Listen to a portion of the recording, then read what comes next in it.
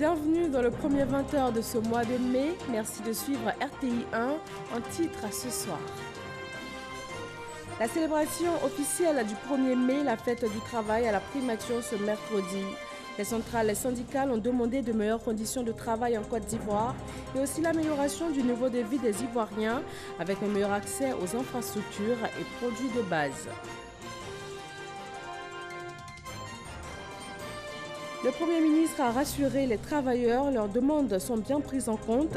Il est aussi revenu sur les acquis en matière de droits et d'avantages du travailleur en Côte d'Ivoire, notamment le déblocage en 2013 des avancements des fonctionnaires bloqués depuis 25 ans. À Daokro, dans le centre de la Côte d'Ivoire, les chefs traditionnels des régions des Lagunes, des Grands Ponts et du Sud Comoé ont rencontré le président du PDCI RDA, Henri Konan Bédié, après le chef de l'État le 23 avril dernier. Il est question d'apaiser les tensions entre les deux hautes personnalités politiques. Et puis l'Union africaine exige à l'armée soudanaise de céder le pouvoir aux civils d'ici 60 jours. C'est le deuxième ultimatum lancé par l'Union africaine qui précise que c'est bien le dernier. Une marche d'1 million de personnes est annoncée pour demain jeudi dans la capitale soudanaise. Bonsoir à tous. 1er mai, jour de célébration de la fête du travail. La cérémonie officielle a eu lieu cette année à la primature. Les centrales syndicales n'ont pas manqué de saisir cette opportunité pour faire entendre leur voix. Alexis Ouedraogo. 10h10, ce 1er mai, le chef du gouvernement fait son entrée à la primature. La célébration de la fête du travail, c'est l'occasion pour le gouvernement de faire le bilan des actions entreprises en faveur des travailleurs et pour ces derniers de présenter leurs espoirs et perspectives. Chers travailleurs, nous avons fait du chemin ensemble, mais les défis qui se présentent en nous sont encore nombreux. Plusieurs chantiers ont été menés à terme pour le bonheur de nos populations et plusieurs autres vont être lancés ou sont en cours. Il s'agit notamment de la mise en place d'un régime de retraite complémentaire au profit des fonctionnaires et agents de l'État, de la mise en place du régime social des travailleurs indépendants, de l'élaboration de la politique nationale du travail et d'une stratégie nationale intégrée de transition de l'économie informelle vers l'économie formelle. Tour à tour au pupitre, les centrales syndicales saluent les avancées notées en plusieurs points, mais plaident pour l'amélioration des conditions de vie des travailleurs. Excellence, Monsieur le Premier ministre, rassurez-vous, nous sommes très satisfaits de votre gouvernance. Et si nos desiderata s'allongent, c'est parce que les travailleurs et les travailleuses ont placé leur espérance en vous. Vous nous avez amenés aux portes du paradis, rapport de la Banque mondiale de janvier 2018. Elles sont ouvertes et nous y sommes. Excellence, il vous reste à nous y maintenir pour que demain ne meure jamais. Entre autres doléances, l'appui au secteur agricole par la relève du SMAG, le salaire minimal agricole, l'intervention de l'État auprès de structures privées indexées comme maltraitant leurs travailleurs. Nombreuses sont les entreprises qui foulent délibérément au pied les principes sacro-saints de la liberté syndicale consacrés par les conventions 87 et 98 de l'Organisation internationale du travail et par nos dispositions de loi en Côte d'Ivoire. Elles sont légion, les entreprises, se complaisant dans ces registres sinistres au regard de toutes ces incohérences. Monsieur le Premier ministre, nous suggérons la mise en place d'une structure spéciale de suivi et de respect d'application des normes, des principes d'implantation des entreprises en Côte d'Ivoire avec un pouvoir suffisant de surveillance et de suivi. Excellence, vous avez toujours défendu et promu l'idéologie politique, économique et sociale du président Félix Houphouët-Boigny. Ainsi, l'UNTC estime qu'il vous revient de protéger et garantir l'exercice de l'activité syndicale dans notre pays. Eli Bogadago, au pupitre pour la centrale Dignité, salue l'amélioration des conditions de travail des inspecteurs. Le 19 avril dernier, la CISR Dignité a été témoin de la remise de 25 véhicules flambant neufs aux inspecteurs du travail par le ministre de l'Emploi et de la Protection sociale. Monsieur le Premier ministre, la CISR Dignité vous charge de dire infiniment merci au chef de l'État pour ce geste de grande envergure. Monsieur le Premier ministre, pour le reste, un tout petit effort reste à faire. Les inspecteurs du travail sont issus de l'École nationale d'administration, plus particulièrement de l'École de gestion administrative et de la diplomatie. En leur qualité d'inspecteurs du travail, ils exercent une fonction d'autorité au même titre que le corps préfectoral et le corps diplomatique qui, eux, disposent chacun d'un statut particulier. Au regard de cette situation, la CISR Dignité recommande au gouvernement de faire redémarrer les travaux du comité interministériel mis en place par lui-même à l'effet d'élaborer le projet de décret relatif au statut particulier des inspecteurs du travail.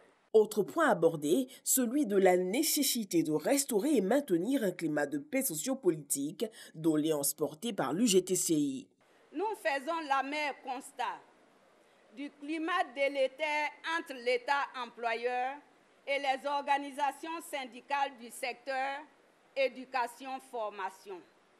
Qu'il vous plaise de faire procéder à la tenue d'états généraux du secteur éducation-formation, car les solutions parcellaires aux nombreuses grèves dans ce secteur ne sont pas de nature à promouvoir une éducation de qualité aux élèves et étudiants.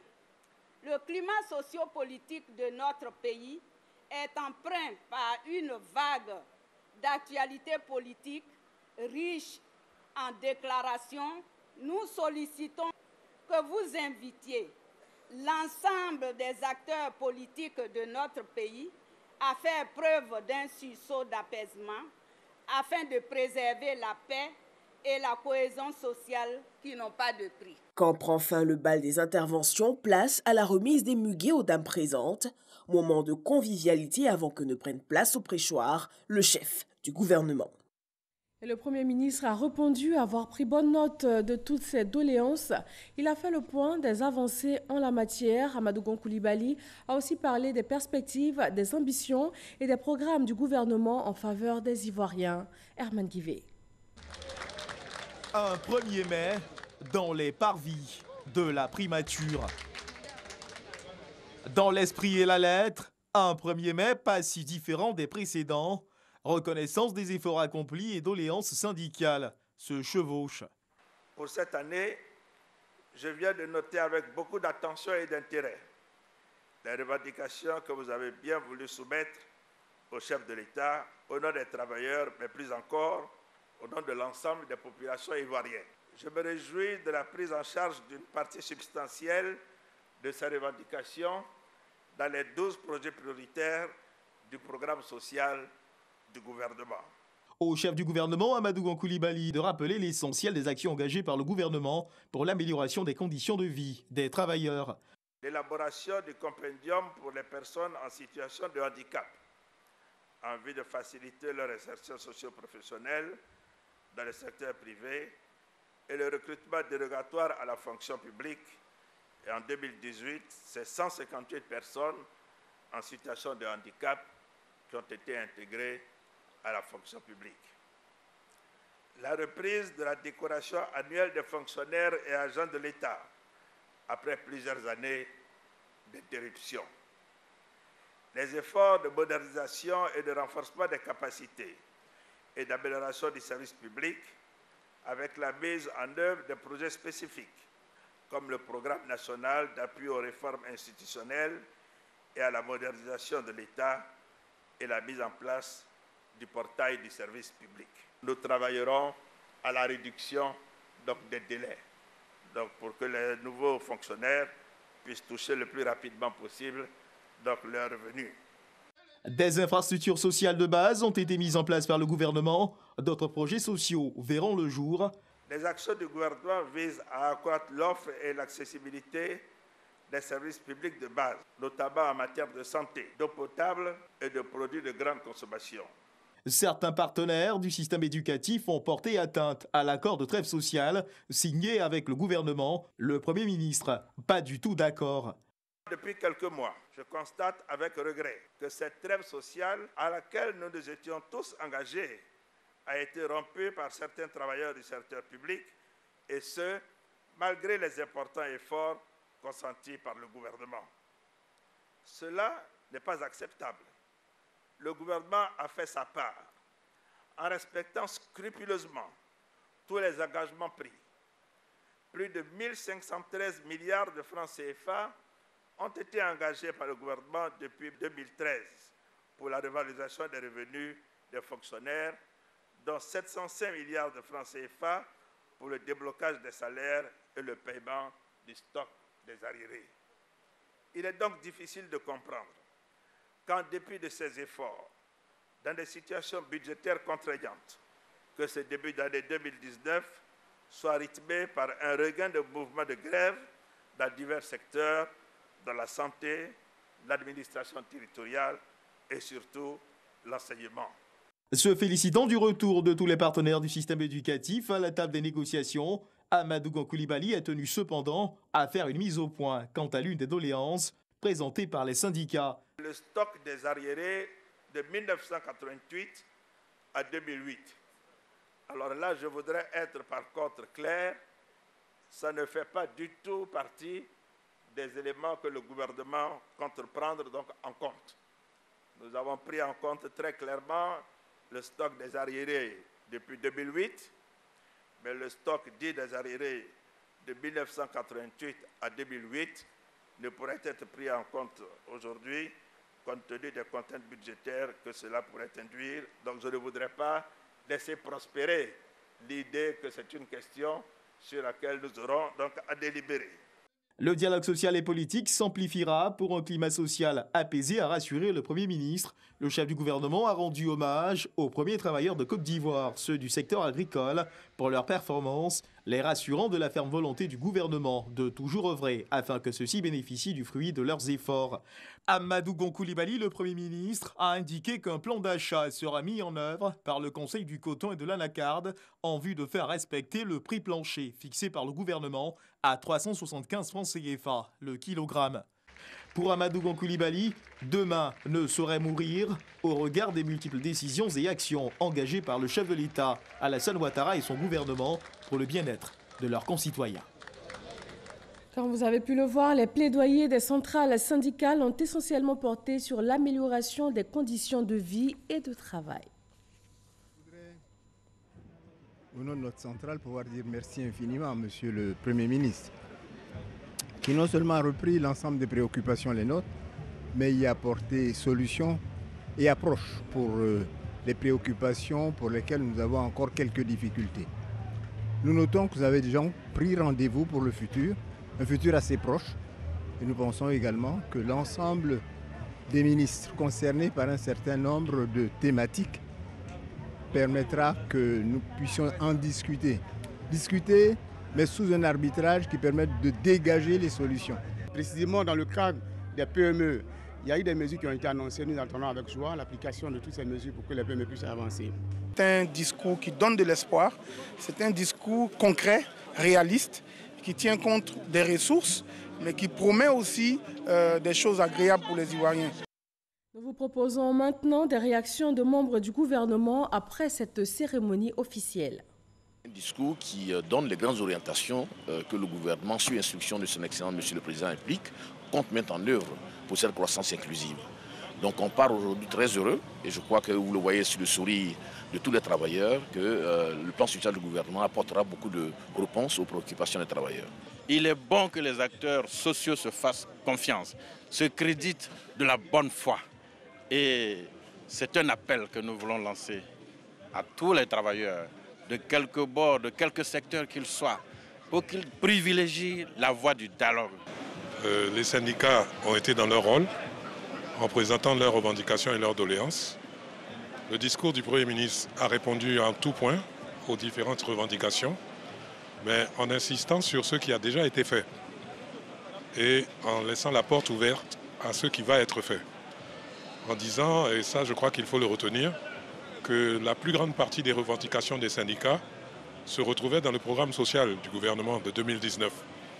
Donc je retiens que ce fut une réponse constructive, apaisante et prometteuse. Je crois que cette tribune aura permis au Premier ministre donc, de revenir de manière plus large et plus précise sur les grandes avancées enregistrées, mais également sur le ferme engagement du gouvernement, sous le leadership du président de la République, de tout mettre en œuvre pour que la Côte d'Ivoire soit un pays émergent avec des travailleurs déterminés au travail, à la tâche et dans de très bonnes conditions de vie.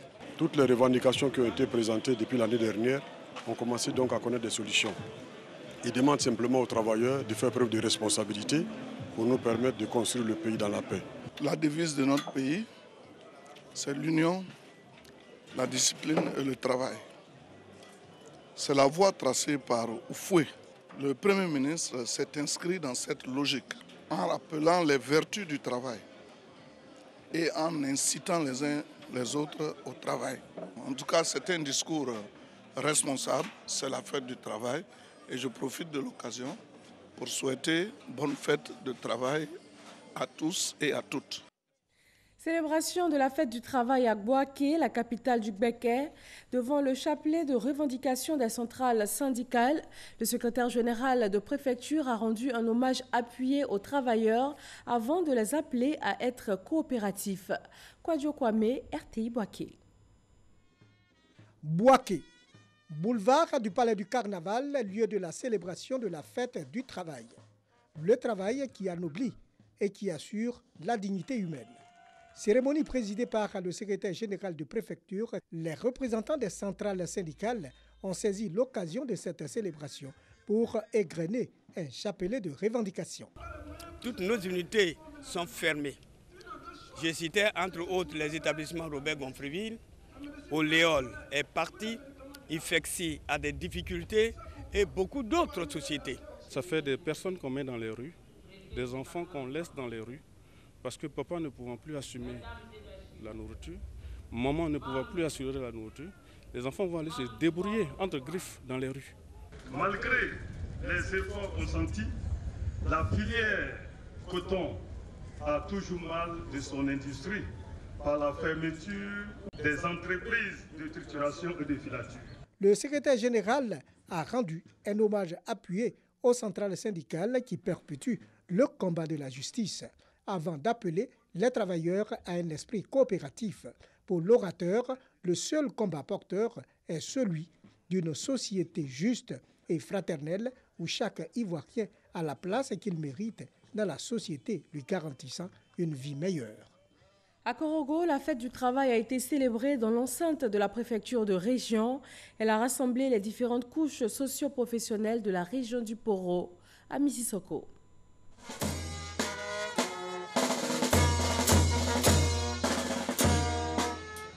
Les travailleurs de Korogo ont célébré la fête du travail à l'instar de ceux du monde entier. Mamadou Dosso et Daouda Koulibaly sont respectivement responsables locaux de la centrale syndicale Humanisme et de l'Union générale des travailleurs de Côte d'Ivoire UGTCI. Tout en saluant des avancées sociales et économiques notables en faveur des travailleurs, ils n'ont pas manqué de plaider pour la baisse du coût du transport interurbain, l'octroi d'indemnités de logement et l'accès aux soins de santé, entre autres. Au titre du secteur de l'éducation, l'enseignement public, le récent dialogue entre le gouvernement et les syndicats d'enseignants, nous souhaitons que ce dialogue social se termine dans la sincérité car il s'agit de la vie de nos enfants. Sachant le manque de formation continue des couturiers et des couturières, des productrices de beurre de karité, demandant une formation initiale, accélérée et continue par l'AGFOP de ces travailleurs du secteur informel. Le préfet intérimaire du département de Korogo, Lassina Binati, a mis en exergue les actions menées par le gouvernement pour l'amélioration des conditions de vie et de travail des travailleurs des secteurs publics et privés. Le gouvernement procède progressivement à l'adoption des décrets d'application du Code du travail afin de faciliter sa mise en œuvre. Une gerbe de fleurs a été déposée au monument aux morts à la préfecture de Korogo en hommage aux travailleurs décédés. Des doléances transmises partout dans le pays par les centrales syndicales à l'occasion de ce 1er mai. En décembre 2013, une occasion aussi pour revenir sur les acquis. En décembre 2013, le président Alassane Ouattara a annoncé le déblocage des avancements des fonctionnaires bloqués depuis 25 années, et cela pour un coût de 616 milliards de francs CFA. D'autres mesures ont suivi et continuent d'être prises. Grâce Kando. Les efforts du gouvernement sont notables depuis 2013. Une des premières grandes actions a été le déblocage des avancements des fonctionnaires 25 ans après. Ce déblocage des avancements a coûté à l'État de Côte d'Ivoire 616 milliards de francs CFA en 2014 et 2015. À cette initiative s'ajoute l'évolution désormais des fonctionnaires au grade A4, A5, A6 et A7. En plus du déblocage des avancements en 2017, le gouvernement a fait droit à l'ensemble des revendications de la plateforme nationale de l'intersyndicale des fonctionnaires et agents de l'État. Au nombre de celles-ci, on peut citer la réforme sur la pension de retraite, l'intégration des journaliers à la fonction publique et le paiement de 38 087 fonctionnaires et agents de l'État au titre de la bonification catégorielle. Dans les collectivités territoriales, 12 334 agents des 31 régions et des 197 communes du pays bénéficient depuis 2016 d'un nouveau barème de salaire avec un taux de 8%. Sont également pris en compte dans cette amélioration salariale 8 462 agents des douanes, des eaux et forêts et des affaires maritimes. Le déblocage des salaires a induit une relative augmentation des revenus des fonctionnaires. Par exemple, en ce qui concerne les enseignants du primaire, leur salaire augmente de 48%, passant de 264 000 francs CFA à 390 000 francs CFA. Les enseignants du supérieur ont désormais un supplément de 22% sur leur salaire de 419 000 francs CFA. Ils perçoivent maintenant 511 000 francs CFA. Le secteur privé n'a pas été oublié. Le salaire minimum interprofessionnel garanti SMIG est passé de 36 607 à 60 000 francs CFA. Quant au revenu moyen, il est passé de 50 725 francs CFA en 2012 à 84 195 francs CFA en 2016. Au-delà de toutes ces actions qui visent l'amélioration des conditions de vie des travailleurs, un programme social du gouvernement dénommé PS-Gouv sur la période 2019-2020, axé entre autres sur l'éducation, la santé, l'emploi des jeunes, l'eau potable et l'électrification.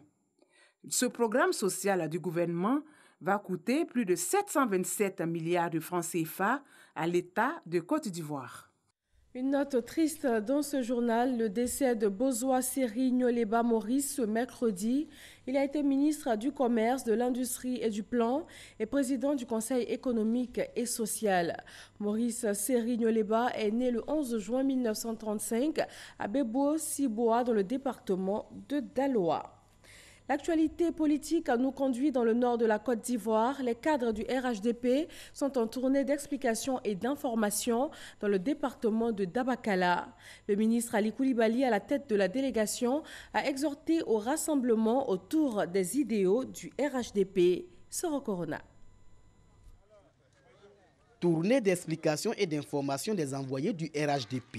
Rassemblement des oufoutistes pour la démocratie et la paix dans le département de Dabakala. 3 jours durant, toutes les sous-préfectures ont été visitées. Un seul message au centre des échanges avec les populations.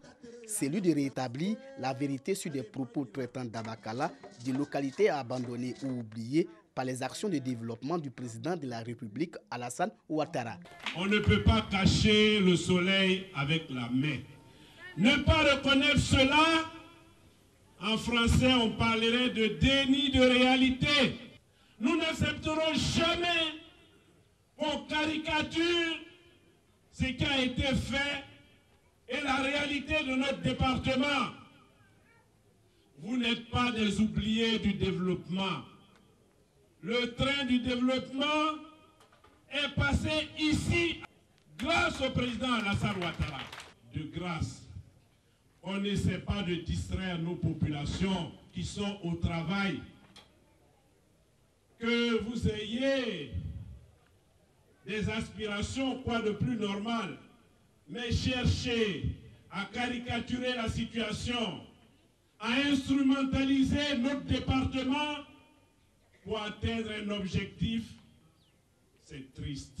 Dans toutes les rencontres, les populations d'Imini et Djamala ont salué les actions de développement proposées en 8 ans. Ce sont plus de 8 milliards de francs CFA investis dans les domaines de l'éducation, de la santé, des infrastructures routières, de l'hydraulique villageoise et de l'électricité. Pour lui dire merci de vive voix, les populations demandent la visite d'État du président Ouattara dans le handball.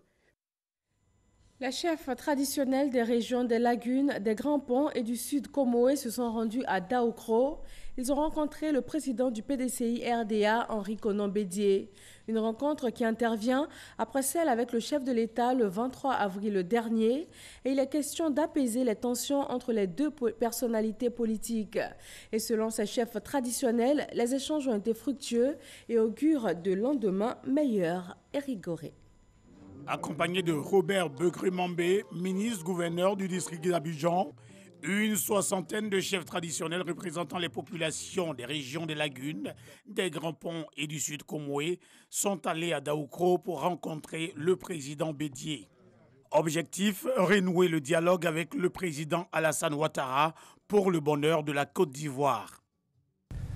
Cette coalition au sommet a donné naissance au duo gagnant Alassane Bédié, au travers de qui notre pays est remonté des cendres pour réaliser en 10 ans les performances économiques exceptionnelles qui ont littéralement transformé le visage de ce pays.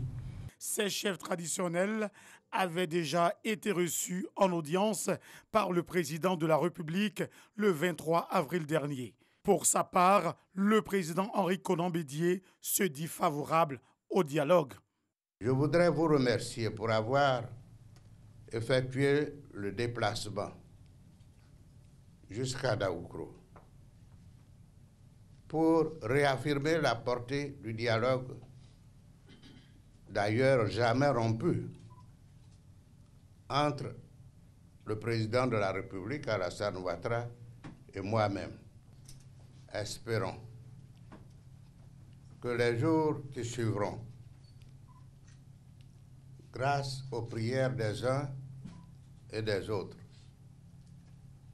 apporteront beaucoup de bonheur. Après les échanges, ces garants des us et coutumes sont confiants. Nous avons rencontré le président Bédié et nous a tenu des propos de paix. Il a foi en l'avenir de la Côte d'Ivoire.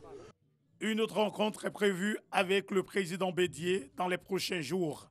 Elle devrait contribuer à apaiser les tensions politiques et consolider la cohésion sociale.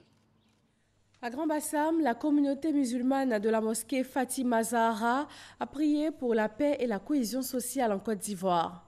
Cette cérémonie religieuse a vu la participation des autorités administratives, traditionnelles, politiques, des élus et cadres de Grand Bassam et bénéficié du soutien du vice-président de la République, Daniel Cablon-Duncan. Bonois vit au rythme du Popo Carnaval. Cette ville du sud Comoé abrite donc la 39e édition qui n'a pas dérogé à la règle. Elle est le lieu de célébration de la culture et de la diversité. Les festivaliers et tous les Ivoiriens ont été invités à cultiver la paix et la cohésion. Isaïo. Bonois aux couleurs du Popo Carnaval. Pendant 10 jours, la cité de la Nana vit au rythme de la culture abourée.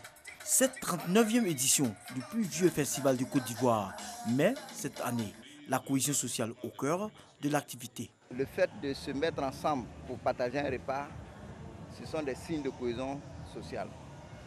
Le fait de se mettre ensemble pour danser, ce sont des signes de cohésion sociale.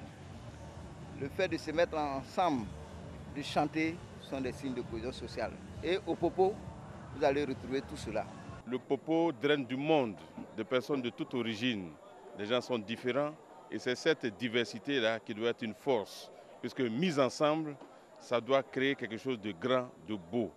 Donc le Popo est un vecteur de cohésion pour une vie durable. Au Popo Carnaval, le volet commercial qui est une place de choix avec la foire commerciale, une activité saluée par la Fédération des commerçants de Côte d'Ivoire. La culture est un facteur de rassemblement. Donc nous, en tant que commerçants, nous essayons de pouvoir vendre nos articles. Et donc c'est la raison pour laquelle, lorsque nous sommes arrivés, nous avons lancé un message aux commerçants. On sait que ce n'est pas purement commerçant, mais c'est une foire commerciale donc, où les échanges se feront ici. Le Popo Carnaval, au-delà de la promotion des valeurs culturelles et traditionnelles, à Bouré, c'est aussi le concours gastronomique, les danses et jeux traditionnels, les concours Miss Popo et Aoulaba. Sur la scène internationale, l'Union africaine exige à l'armée soudanaise de céder le pouvoir aux civils d'ici 60 jours. C'est le deuxième ultimatum lancé par l'Union africaine qui précise que c'est bien le dernier. De son côté, le leader de l'opposition au Soudan a mis en garde les meneurs de la contestation contre toute tentative de provoquer les militaires, affirmant que ceux-ci n'allaient pas tarder à transférer comme promis le pouvoir aux civils. Des milliers de Soudanais campent depuis le 6 avril dernier devant le quartier général de l'armée à Khartoum. Une marche d'1 million de personnes est annoncée pour demain jeudi. Et rappelons pour terminer que la célébration officielle de la fête du travail a eu lieu aujourd'hui 1er mai à la Primature. Et voilà, merci de votre attention, bonne fête du travail et très bonne fin de soirée à tous.